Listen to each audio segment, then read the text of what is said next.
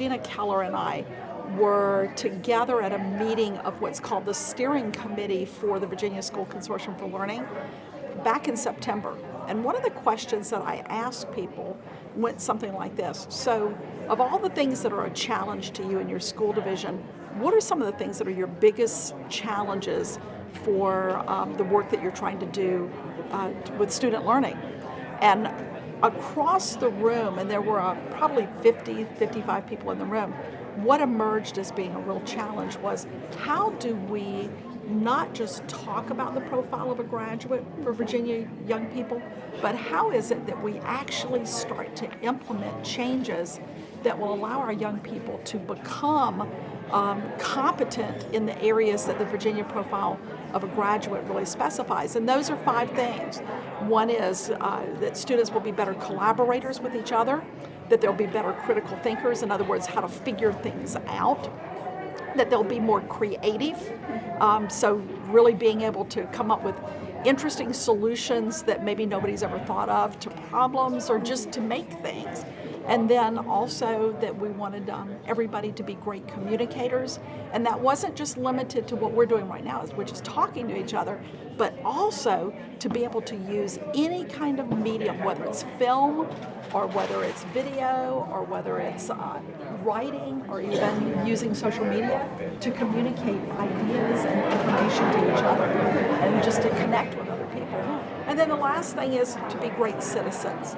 So those 5 areas, and then of course we always say, well, there's also content that everybody needs to learn that's important to learn. So that really became a focus for us, and we said, why is this so hard?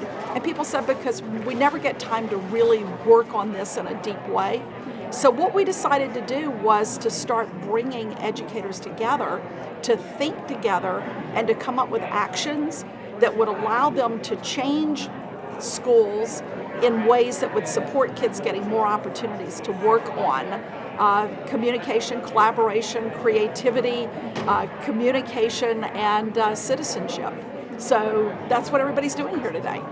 For people who didn't, like teachers that didn't come here, educators that didn't come here, where can they learn more about everything that's going on? Well, one of the reasons why we have these as teams and that the teams are diverse from the schools is our goal is that when these teams go back to their school divisions, they're going to work together for the next, well, until next December in the lead innovation teams. They'll come together as part of the network. But our big goal is they're going to go back and they're going to be fierce champions of this work in their own school systems, and they're going to get more people involved, students, teachers, principals, parents, business community members, the superintendent, and say, we have work to do because we've got some changes to make, and some of those changes may be small changes and some may be bigger changes, but we have to do some things because our kids will not be able to communicate like they need to in the 21st century. They won't be able to collaborate and work in teams the way they need to. They won't have the skill sets of critical thinking and creativity and communication that they need to be successful if we don't start teaching differently and teaching to get to a very different place with our kids. So our goal is that this group of people will be a catalyst group in their own school divisions.